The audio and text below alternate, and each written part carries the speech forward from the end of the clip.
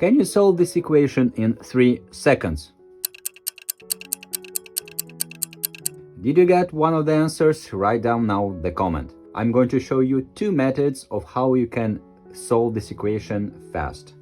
Okay, let's solve this equation first using the order of operation, or PEMDAS. As you can see here, we have the multiplication, which means that multiplication has higher priority over subtraction and addition. So what we have here 100 multiplied by 100. So let's write it again. So we have 100 minus 100 multiplied by 100. You can see we have 1, 2, 3, 4 zeros. So we get 10,000 plus 100. And of course we have minus 9,900 plus 100, which equals to minus 9,800. If you like the video so far, please hit the like button and subscribe to the channel. So this is one of the fastest way to solve this equation, is by applying the order of operation where multiplication has higher priority over subtraction and addition. Okay.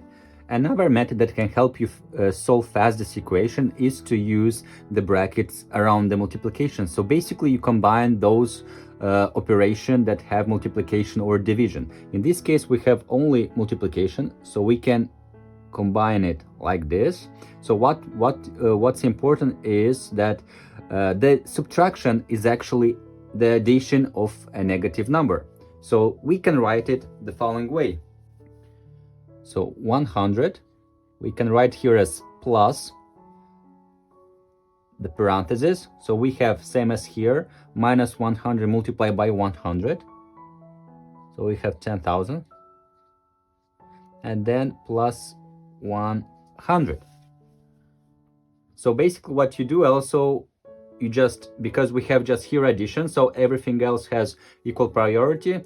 If you're afraid that you're gonna mistake the subtraction, you just add first the, let's say, the 3 numbers. So you have 200, then you add the negative 10,000, and of course we get same result, minus 9,800.